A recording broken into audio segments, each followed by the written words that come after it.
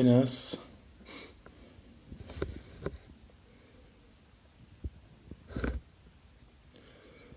Hola, hola. Buenas, vamos a comenzar en breve. Hoy vamos a estar entrevistando al doctor José Alda, psiquiatra, eh, que además es jefe de servicio de psiquiatría infanto-juvenil en el Hospital Sant Joan de Déu de Barcelona. Yo personalmente y desde el equipo de Neurotalento estamos súper entusiasmados de esta entrevista porque creemos que puede haber temas muy interesantes y muy interesantes para todos los que nos están viendo. Temas que tienen que ver con el tratamiento farmacológico en niños con TDAH, también temas que tienen que ver con cómo pasaron la pandemia y el confinamiento los niños con TDAH. Así que ahora en breve vamos a comenzar. A ver, ahí estoy. Le estoy dando. Bien, ya le envié solicitud. Hola, ¿qué tal? Hola José, ¿Qué tal? ¿qué tal? Muy bien. No, ¿me escuchas bien? Sí, te escucho bien, te escucho bien. Perfecto, fenomenal. Muy bien, bueno, entonces mientras se está conectando gente, que recién comenzamos, eh, voy a presentar a nuestro invitado de hoy, que es el doctor José Ángel Alda. Muy buenas noches. ¿Qué tal? Buenas noches. Como estaba comentando recién, y para los que se están conectando, hoy vamos a entrevistarte a ti. Yo estoy muy entusiasmado en lo personal y desde el equipo también, con Pilar y con Romina, estamos muy entusiasmados de tenerte aquí hoy y de poder generar este espacio de entrevista contigo como profesional, que nos parece muy, muy interesante y además por los temas que vamos a tratar hoy, Bueno, que creo que son... a ver si lo ¿Cómo? consigo, a ver si conseguimos que sea A ver interesante. si lo, a ver si lo conseguimos. Pero yo creo que son temas muy interesantes porque es el tema bueno, para hacer un resumen a todos los que se están conectando, el tema de la incertidumbre en la pandemia, los niños o los pacientes con TDAH y el confinamiento, el tratamiento farmacológico de estos pacientes con TDAH y la continuidad de este tratamiento durante el confinamiento. Bueno, eso y entre otros temas van a ser los temas que vamos a charlar hoy. Entonces, antes de comenzar, quería, José, aprovechar a ver, estoy ubicando la cámara para que quede bien y me dé espacio a mí como para también poder leer las preguntas que quiero hacerte. Quería aprovechar, José, y que nos contaras, antes de empezar con las preguntas, para aquellos que no te conocen, quién eres, qué haces y luego, bueno, eso, quién eres, básicamente, para que entiendan a quién estamos entrevistando hoy. Bueno, es difícil uno presentarse, o al menos a mí me cuesta mucho presentarme. Yo me llamo José Ángel Alda. Llevo unos cuantos años haciendo psiquiatría infantil, bastantes, bastantes. Ya no me atrevo a decir cuántos, pero bastantes años. Pero mi formación, porque en España la psiquiatría infantil no existe como especialidad y es una reclamación que los psiquiatras infantiles siempre que podemos lo intentamos poner encima de la mesa, pues no existe, con lo cual mi formación inicial es de psiquiatra de adultos. Es decir, yo tengo un título de psiquiatra y puedo y de hecho también veo adultos, ¿no? Pero mi situación actual, pues bueno, trabajo en un hospital que es el Hospital Sant Joan de Déu, tengo también una consulta privada que se llama Consulta Doctor Alda y sobre todo me dedico a temas del neurodesarrollo, TDAH, trastornos del espectro de autismo, pero también vemos muchos pacientes porque con el TDAH hay mucha comorbilidad con problemas de ansiedad, de depresión, de problemas de comportamiento. El tema de la pandemia que comentabas tú inicialmente ha supuesto un abuso tremendo de las pantallas, del uso de pantallas en jóvenes, en niños y en jóvenes. Desde darle a niños muy pequeñitos, en edades muy pequeñitas, pues las pantallas para que hagan clases online, sin control o casi sin control por parte de los adultos, pues ha supuesto pues bueno, un uso o un abuso de ese tipo de material, ¿no? No hay que demonizar las pantallas, yo creo que es una herramienta muy buena de comunicación, pero evidentemente pues ha habido un gran abuso, ¿no? Y llevo, pues como te decía, muchos años trabajando en infantil, en psiquiatría infantil y sobre todo en áreas de TDAH. Y yo diría que desde hace unos 15 años más o menos, pues haciendo investigación en TDAH, ¿no? Me gusta, es un tema que me apasiona. Si solamente visitase, creo que me aburriría soberanamente. Hay un momento en que la investigación te permite conocer nuevas cosas y te permite estar al día y te obliga a estar leyendo y a recuperar cosas nuevas. Y en esas estamos haciendo, tenemos varios proyectos de investigación en marcha, muy interesantes sobre TDAH y sobre trastornos del neurodesarrollo. Y bueno, pues ahí estamos. Eso sea una presentación, no sé si muy larga o muy corta, pero una presentación de lo que hago habitualmente. Perfecta, una presentación perfecta. Entonces, tomando pie también de lo que comentaste tú sobre el abuso de pantallas que ocasionó la pandemia en sí, que nosotros también hablando bueno, colegas, otros clientes o mismo con compañeros que tienen hijos, al final el tema de las pantallas fue un recurso de decir, ¿y ahora qué hacemos?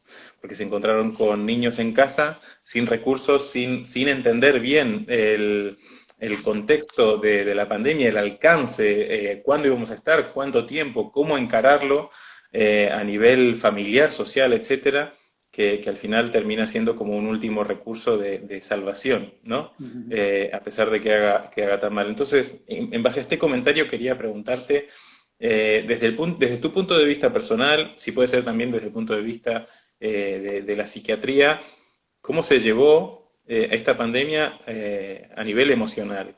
Y esta pandemia y esta incertidumbre en todos. Es una buena pregunta a la que no sé si sabré resolver o solucionarlo o contestar, ¿no? Pero la incertidumbre nos afectó a todos, a los profesionales también, estamos en primera línea, ¿no? Y eso que nosotros como psiquiatras estamos, digamos, en la segunda o la tercera línea, ¿no? Somos como la retaguardia y vemos los problemas emocionales, las consecuencias emocionales de la gente que está en primera línea, ¿no? Ha habido compañeros pues que se han infectado, compañeros que han fallecido, sanitarios, gente que lo ha pasado mal y que ha desbordado las expectativas o tus recursos emocionales, las has desbordado por completo, ¿no? Y una de las cosas que comentabas, Agustín, es el tema de incertidumbre, ¿no? Es decir, lo que peor nos funciona a los humanos es no saber qué va a pasar mañana, ¿no? O sea, nos gusta tener el control, más o menos, siempre hay una variable, pero nos gusta tener el control sobre lo que va a ocurrir mañana o dentro de 15 días o dentro de un mes, ¿no? Con la pandemia estamos en una incertidumbre total, no sabemos qué va a pasar mañana, pero es que no sabemos qué va a pasar dentro de 15 días, no sabemos cómo van a ser nuestras navidades, ¿no? Y una de las cosas que yo creo que los políticos en general, no digo solamente los de aquí, pero yo diría que en general, al menos los de, pues se dice, el mundo desarrollado, pues han sabido transmitir muy mal a la ciudadanía, a los ciudadanos, eh, qué es lo que nos estamos jugando, ¿no? ¿Qué es lo que estaba pasando y cómo había que prevenirlo, ¿no? Y si uno recuerda en marzo nos decía, no, mascarillas no eran necesarias antes que esté infectado y ahora las mascarillas son obligatorias. No, PCRs no, ahora PCRs a todo viajero que llegue, ¿no? Pues eso genera una incertidumbre total, ¿no? Es cierto que la ciencia tiene que ir demostrando, tiene que ir validando evidencias científicas y estamos ante una enfermedad nueva, totalmente nueva, que no conocíamos hace un año o apenas un año y que vamos aprendiendo con la enfermedad de cómo se transmite a cómo se puede prevenir o incluso tratamientos posibles, ¿no? Esta semana hemos tenido la muy buena noticia de una posible vacuna con alta efectividad, ¿no? Entonces, yo creo que lo que más afecta al ser humano es esa incertidumbre.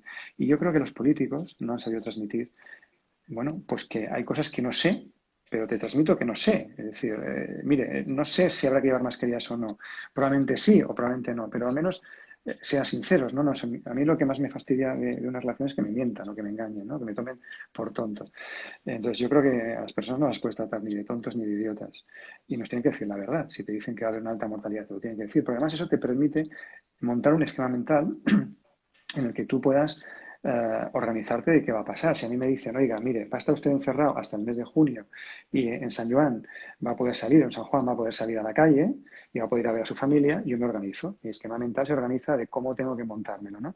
Pues a mí me van diciendo, no, 2 semanas. Yo ya sabía, pacientes que me decían, no, cuando esto se pase, yo decía, esto no se va a pasar.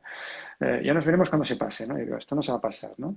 Mi esquema mental era que el que me había hecho yo con el conocimiento que tenía, y mirando la bibliografía y mirando las noticias, es que si las cosas iban bien, pues en el mes de Semana Santa, probablemente después de Semana Santa, a lo mejor estábamos, si las cosas iban muy bien, podíamos empezar a salir, si las cosas iban medianamente mal, nos íbamos a mayo, si las cosas iban mal, nos íbamos a junio, ¿no?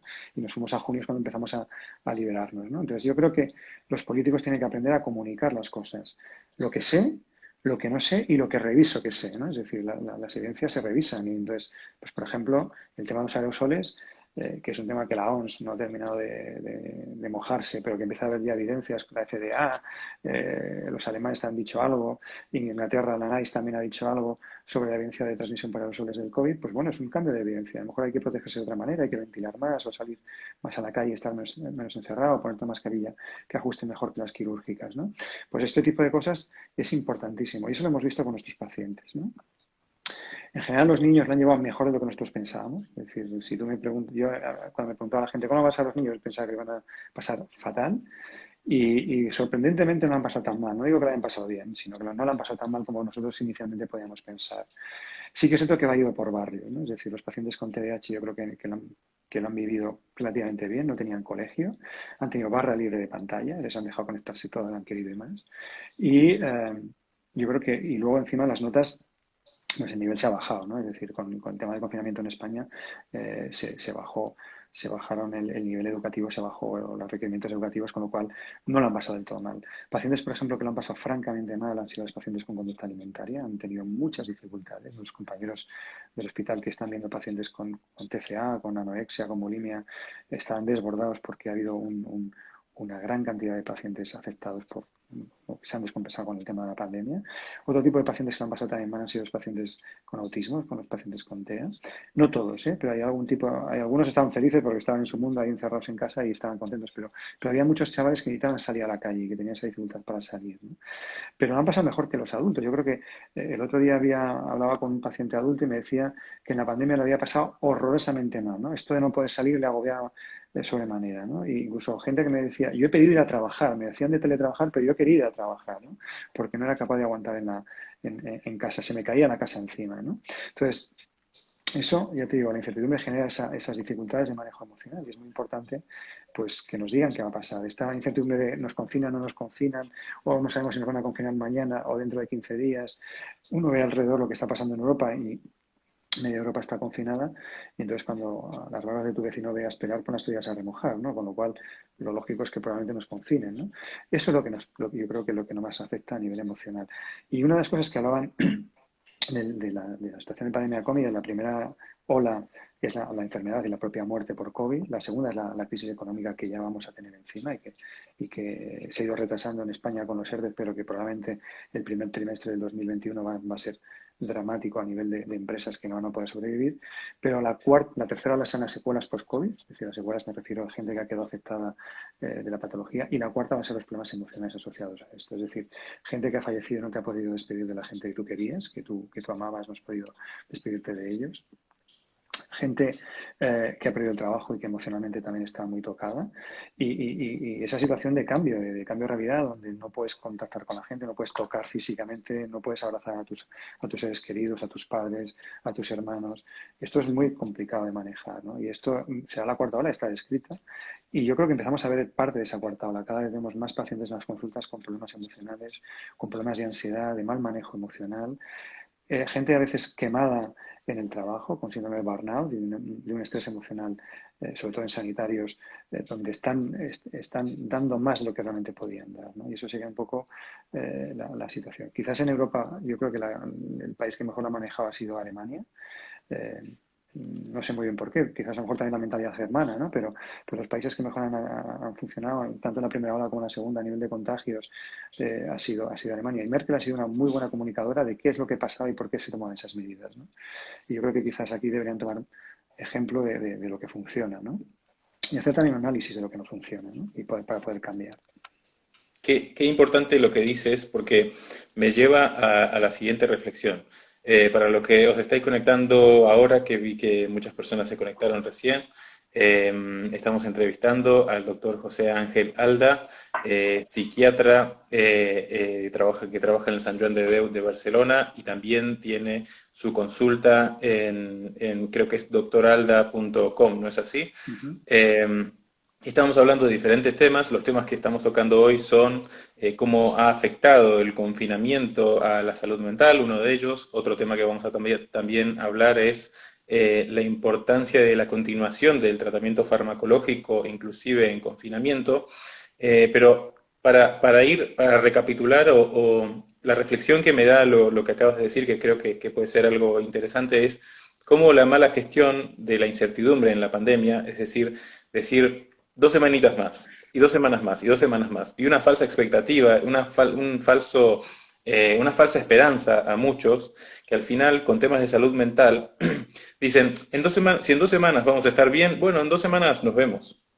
Y terminan aplazando esa visita tan importante, porque dicen 2 semanas más, 2 semanas menos, no pasa nada, que al final terminan siendo meses.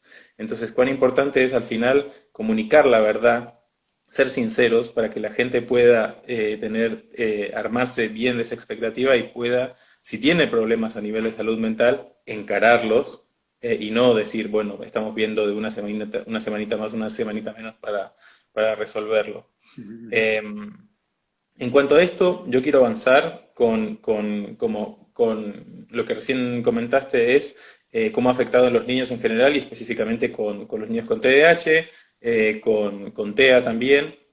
Y yo quería avanzar específicamente sobre un tema que nosotros creemos que es fundamental y es el tratamiento farmacológico en aquellas personas o niños específicamente que tienen TDAH. Yo creo que justamente el tema del tratamiento farmacológico es un tema que les interesa a todos. eh, y justo conversando contigo y con otras personas también, habíais mencionado que, bueno, habían pasado cosas en el confinamiento con aquellos pacientes que estaban bajo medicación. Entonces, la pregunta es, ¿por qué es necesario seguir un tratamiento farmacológico también cuando los niños no van al colegio? Es decir, no van más al cole y tienen un TDAH y están medicados normalmente. ¿Por qué es necesario seguir en ese caso? Mira, comentando lo que, lo que decías, Agustín, era, por un lado, muchos niños dejaron la medicación con el confinamiento. Como no había clase o la clase era online, pues muchos niños dejaron la medicación por diferentes motivos. Había padres que decían que tenían efectos secundarios y no querían dársela, había otros que decían que no hacía falta, ¿no? Y tuvimos una gran cantidad de pacientes que dejaron la medicación, ¿no? Lo que hemos visto es que esos pacientes que han dejado la medicación ahora mismo están mucho peor. Es decir, la evolución ha sido mucho peor. Tienen mucho más problemas de aprendizaje. Eh, es cierto que el curso pasado se salvó como se pudo y de hecho yo creo que una de las prioridades en este curso escolar de las autoridades era mantener la escolaridad sí o sí, ¿no? Es decir, yo creo que lo último que cerraron son las escuelas. Tenía poco sentido el anterior confinamiento que los bares estuviesen abiertos y las escuelas cerradas, ¿no? Eso es sin sentido. Eh, pero y en esta segunda ola se intenta las escuelas mantenerlas abiertas, ¿no? Pero lo que vimos es que pues esos pacientes que no toman la medicación y que tuvieron que adaptarse a una nueva situación de aprendizaje que era la enseñanza online, que no tiene nada que ver con la enseñanza ordinaria y que donde dejaron de recibir ese apoyo que a lo mejor tenían pues de profesores de refuerzo, de reeducación, de soporte en el aula, y que muchos de ellos tuvieron que buscarse la vida, y encima si les quitas la medicación, porque como total había pocas clases, claro, había algún padre que me decía, es que total tiene una hora de conexión de Zoom o de Teams, ¿no? Para una hora, ¿para qué le voy a dar la medicación, no? Pues hemos visto que esos chavales ahora, cuando empiezan el nuevo curso, tienen muchas más dificultades de aprendizaje. Han tenido como una pérdida, como un retraso en el aprendizaje.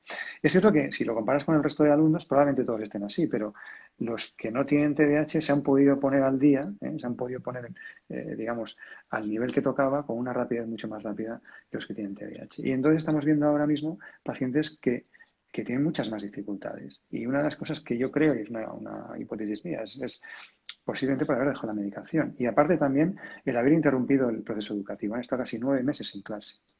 Mm. Eso también es otro hándicap a tener en cuenta, otro factor a tener en cuenta. Entonces yo creo que ese tipo de cosas, tanto pues el abandono de la medicación, porque como no tengo que ir al cole, pues la quito, y el hecho de estar sin una escolaridad arreglada durante 9 meses han podido influir en los problemas. Y estamos viendo chavales con mucho más problemas de aprendizaje, con más TDAH, niños con TDAH que tienen más dificultades de aprendizaje o que les está costando mucho más ahora el llevar al día, ¿no? Y encima también, claro, si son más adolescentes, digo adolescentes porque normalmente es donde más tasas hay de confinamientos, ¿no? Pues hay un positivo en clase, me quedan confinado, vuelvo a estar 10 días confinado con enseñanza online, ¿no? Nosotros todavía, complica mucho más la educación. Acabo de ver un chaval que me decía, bueno, es que he tenido casi en un mes he tenido 10 días que he estado confinado, o sea, he tenido 10 y 10, ¿no? Casi 20 días, he ido a clase 10 días y 20 estaba en casa porque ha habido 2 positivos en mi aula, ¿no? Pues esto dificulta mucho seguir el ritmo y están teniendo ahora estamos viendo esas dificultades, ¿no? Y luego, pues el tema de pantallas, bueno, insistir, ¿no? Claro, cuesta mucho decirle, ahora le saco el juguete, le quito la pantalla y ahora tienes que estudiar. Y el niño le cuesta porque ha tenido una rutina de 9 meses donde estaba enganchado a esa pantalla, ¿no? Entonces, eso cuesta mucho, cuesta mucho. Muy bien, muy bien. ¿Y tú crees que, hablando así de las pantallas, no específicamente de los niños con TDAH, sino de todos los niños en general, y bueno, de nosotros adultos también, ¿tú crees que este tiempo de confinamiento en donde realmente hemos abusado de las pantallas, este tiempo en particular, ha tenido algún efecto en la capacidad de atención, en la memoria en general de nosotros? No sabría decirte. Probablemente sí, yo creo, si hablas con gente que teletrabaja, te dicen todos que le cuesta mucho concentrarse en el trabajo, en casa. Quizás porque en casa tengas más distractores, ¿no? Si estás en una zona de confort tuya, en el trabajo no te puedes ir a la cocina de casa a prepararte un café o un sándwich, ¿no? O tienes que ir al bar y a lo mejor eso es más molesto. O, bueno, pues cuando he hablado con gente que ha teletrabajado, todos te dicen que les cuesta mucho mantener la concentración. No sé si es por culpa de las pantallas o por qué. Una cosa que ha aparecido recientemente en un editorial de la revista de Yacapa, de la American Academy de Psiquiatría del Niño y del Adolescente, hablaba sobre la posible influencia del COVID en el incremento de síntomas de TDAH, ¿no? Y se basaban en que a principios del siglo XX, en la epidemia de la mal llamada gripe española, aumentaron el tema de encefalitis letárgicas secundarias a la gripe, de problemas de control emocional, de problemas de inatención secundarios a la infección por gripe. Y hablaban en esa editorial, además estaba yo lo recomiendo que realmente el artículo a mí me gustó mucho. Hablaban justamente de la posibilidad de un incremento de los síntomas de inatención, no digo de TDAH, sino de síntomas de inatención, no equivocar con el trastorno con el TDAH, sino de síntomas de inatención, de falta de atención, secundarios a una lesión, digamos, a una impronta del virus a nivel cerebral, ¿no? Es decir, Mm. haciendo la correlación con la gripe del 18, ¿no? Y yo creo que es un tema que tendremos que ver en los próximos años, si realmente eso existe o no. Claro, el volumen de gente que se ha infectado por COVID o que se ha infectado hasta la fecha es muy elevado, con lo cual la N es muy alta, es decir, probablemente veamos muchos cuadros de estos en el futuro, ¿no? Y es un tema que hay que ver, si realmente esos síntomas son tratables o no son tratables o cómo podemos llegar al diagnóstico. Pero en una editorial y además me resultó curiosa porque era un tema que yo no había caído y cuando lo leí dije, mira, pues es cierto, puede haber una correlación. Y está descrito ese síndrome post-COVID que ahora en los últimos días, al menos yo he oído bastante en los medios de comunicación, ¿no? Se han hecho eco de ese síndrome post-COVID. Uno de los problemas que había era el tema de la concentración, ¿no?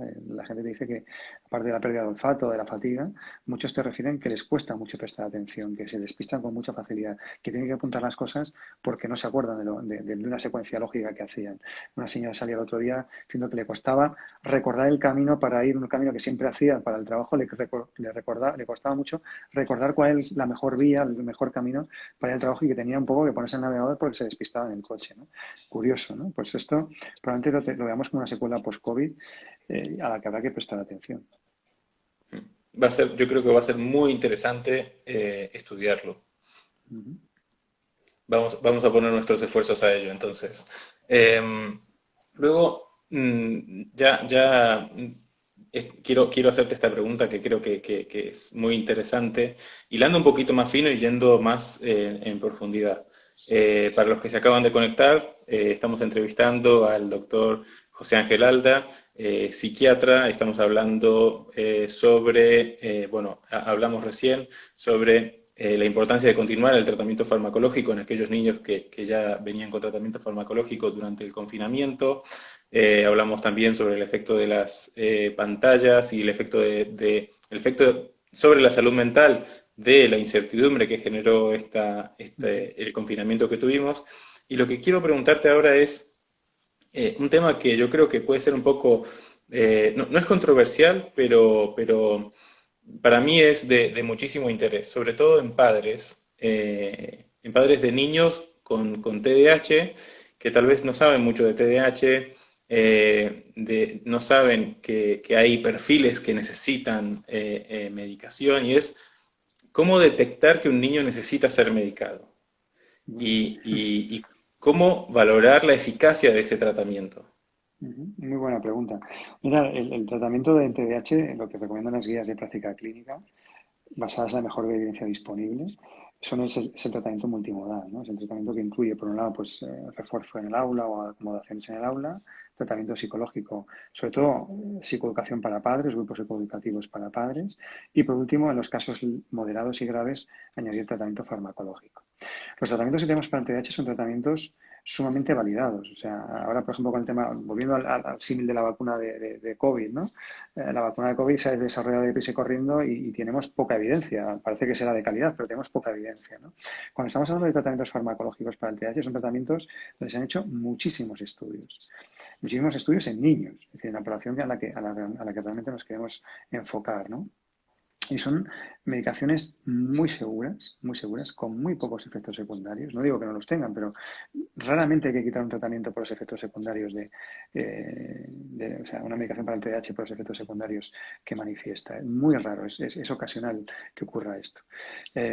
En general, muy bien toleradas y con una alta tasa de respuesta. Ya nos gustaría, ahora se hablaba de la vacuna de COVID que consigue inmunidad del 90%, pues la respuesta en medicaciones de TDAH está en torno al 80, 70, 80% con la primera medicación. Es decir, si no cambias de medicación, pues puedes conseguir tasas mayores. Pero con la primera medicación consigues tasas de respuesta de casi un 80%, lo cual es fantástico, ¿no?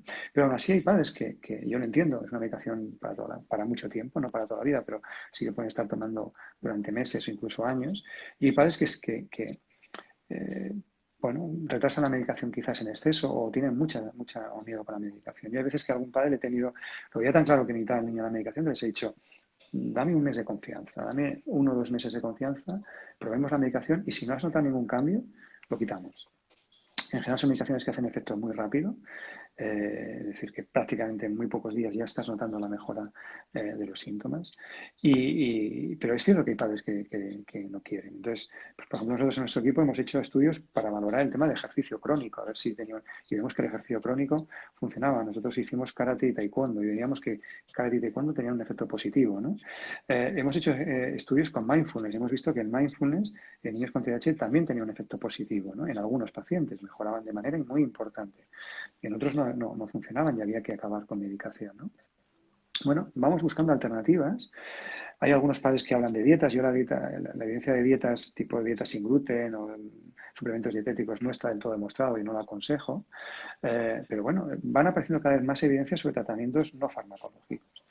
Pero lo importante, sobre todo, cuando introduces un tratamiento, es valorar el tratamiento que sea psicológico, sea farmacológico, sea mindfulness, sea lo que sea, es valorar la eficacia, valorar si eso funciona, ¿vale?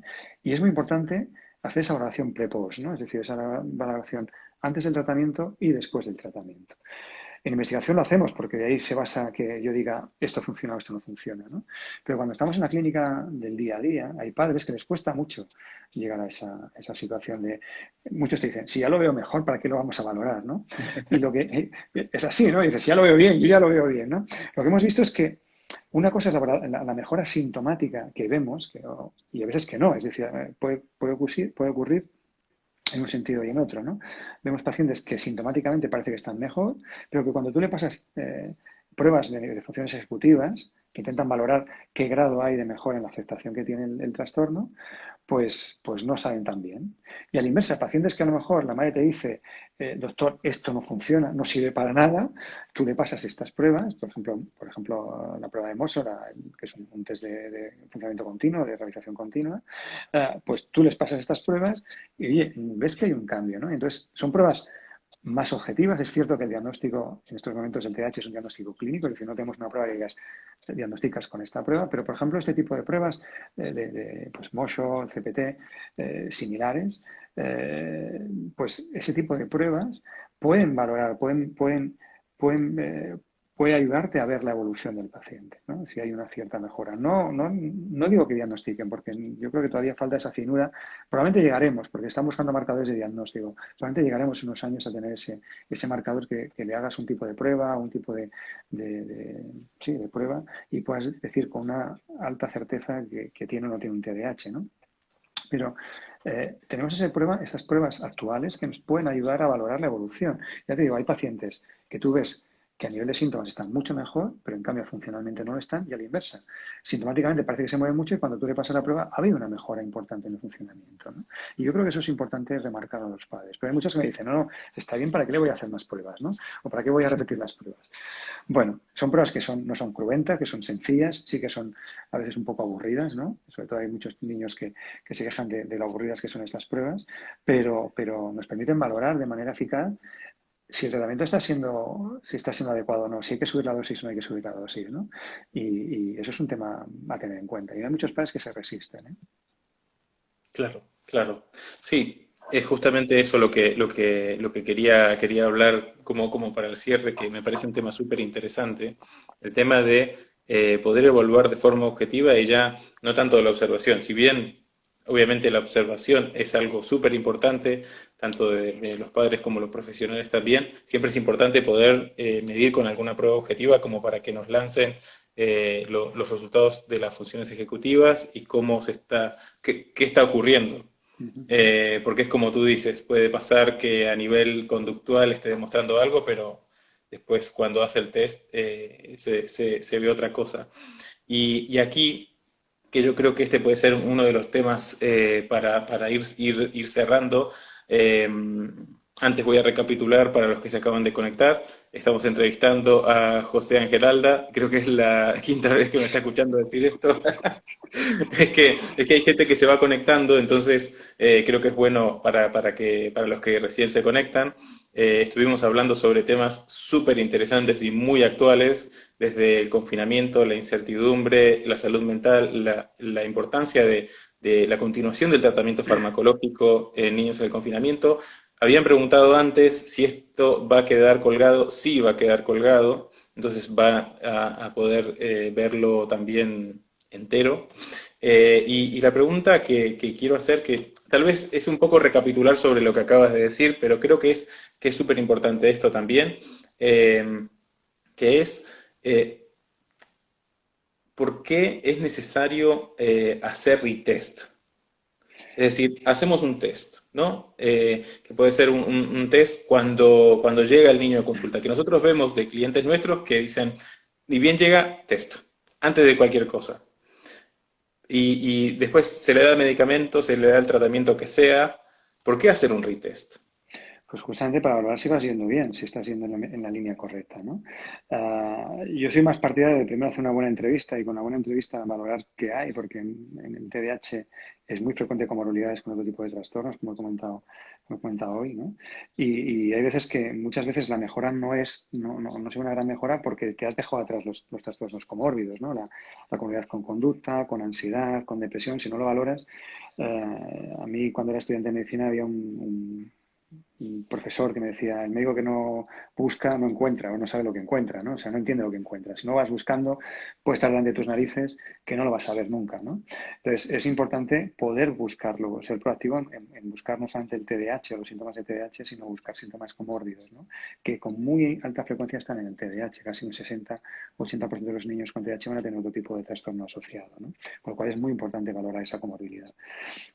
Y tienes razón, es decir, muchas veces los propios profesionales, por la vorágine en la que vamos, no haces ese retest. Y muchos padres, cuando le propones el retest, me dicen, ¿para qué si va bien, ¿no? Yo creo que es muy importante, sobre todo, porque nos permite valorar la evolución de ese niño, ¿no? Nos permite ver si estamos por el buen camino, si realmente la medicación o el tratamiento que hayamos puesto está siendo eficaz, estamos tocando lo que realmente queremos tocar, que es el tema de funciones ejecutivas, si está mejorando esa atención y esa concentración, ¿no?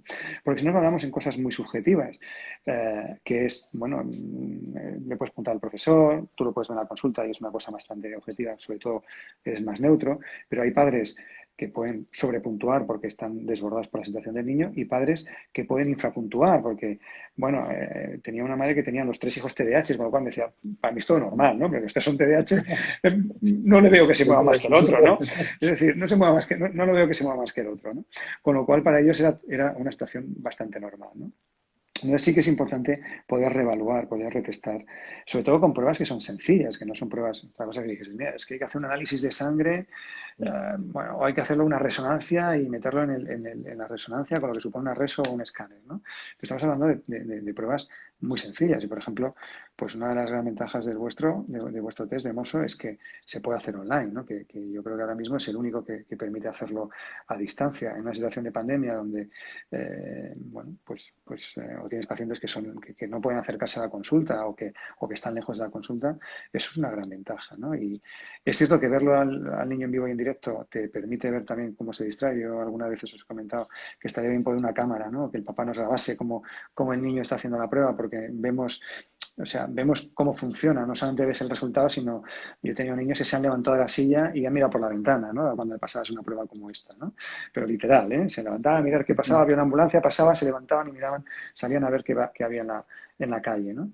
Eh, pues este tipo de pruebas yo creo que sí que es muy positivo y muy valioso poder hacer ese retest y sobre todo poder comparar luego los dos valores, ¿no? El primero, el inicial y los que has podido tener después, ¿no? Porque te permite, bueno, pues justamente ver esa evolución de ese trastorno y ajustar el tratamiento de manera adecuada. Lo peor que muchas veces si no parece que estás haciendo ensayo-error y eso los padres lo viven muy mal, ¿no? Que vamos a probar, no vamos a probar, vamos a hacer el tratamiento que toca y vamos a empezar con una dosis que creo que es la que le toca a su hijo, pero si no funciona vamos a intentar ver qué ha pasado y si hay que ajustar la dosis no hay que ajustar la dosis.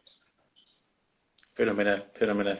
Es que justo lo que dijiste último es algo que nosotros nos encontramos mucho con los usuarios de Moxo, que vemos que es un gran problema, tanto para familias como los niños, como para los profesionales, que es el tema del escepticismo de los padres y de que no terminan de entender qué es lo que sucede con su hijo, si comienza un tratamiento que vamos a probar y cómo van a seguir.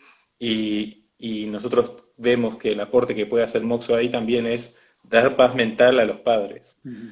Porque hay veces que el profesional que está viendo el niño ve al niño y más o menos dice, ok, después de ver esto y lo otro, ya más o menos sabe por dónde va.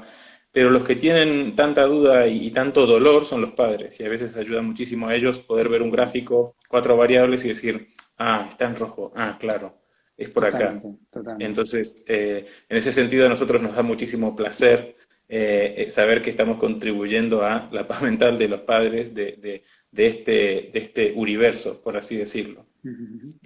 Así que no sé si alguien que nos está viendo tiene alguna pregunta en particular que quiera hacer. Ya tocamos todos los temas de la entrevista.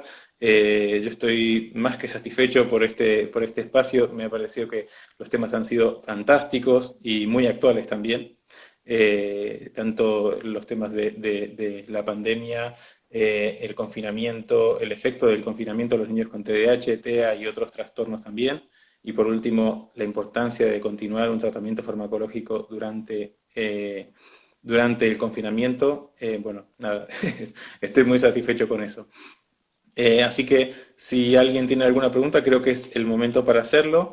Si no, José, no sé si quieres aportar algo más, algún comentario más de tu parte. No, he estado muy a gusto contigo y la verdad es que ha sido un placer poder estar hoy aquí, esta tarde, y espero que haya sido de utilidad para la gente, ¿no? Un granito de arena para todo el tema de entender qué es el TDAH y cómo se maneja y cómo se trata, ¿no? Una de las cosas que yo creo que he aprendido a lo largo de mi vida profesional es que no podemos hacer se hace café o se hace un traje a medida de cada niño. No se puede hacer un café para todos, sino que se hace un traje a medida. Y entonces cada niño es un mundo, cada familia es un mundo y hay que adaptar el tratamiento a ese niño y darle a ese niño y a esa familia, ¿eh? Porque van en el pack completo. Darle lo que necesitan en ese momento. Y además eso va cambiando a lo largo de la vida, ¿no? No es un niño lo mismo de a los 8, a los 10, a los 15 o a los 20, ¿no? Entonces, es muy importante esa confianza con el terapeuta y la posibilidad de adaptar y de hacer ese traje a medida en función de lo que necesite cada niño en cada momento concreto. Fenomenal, fenomenal. Qué buena reflexión. Justo hicieron una pregunta, pero creo que es de un poco de carácter personal. Yo lo que aconsejaría en el caso de que tengáis alguna pregunta ya a nivel profesional es que lo contactéis directamente al doctor, que podéis hacerlo mediante su web, que es www.doctoralda.com, o también mediante Instagram, puede ser. Sí, sí, sin problema. Y también mediante Instagram, del entorno profesional en el que nosotros nos movemos, tenemos siempre muy buenas referencias del doctor Alda, así que si hay algún padre que está viendo y está pensando en consultar con un profesional, podemos decir que podemos darlo como recomendación. Así que bueno, muchísimas gracias José por estar del otro lado, muchísimas gracias por tu tiempo, gracias a los que nos están viendo del otro lado por vuestro tiempo y por vuestra atención, este recurso tan preciado del que estamos hablando hoy y que cada vez la gente tiene más conciencia sobre ello. Así que será hasta la próxima cuando hagamos otro vivo de Instagram y otra entrevista. Y José, ya nos conversaremos sobre otros temas y espero que podamos hacer alguno de estos eventos más adelante en el tiempo. Cuando queráis. Un placer. Muy bien. Muy bien. Muchísimas gracias. Hasta Bueno, luego. adiós. Hasta luego.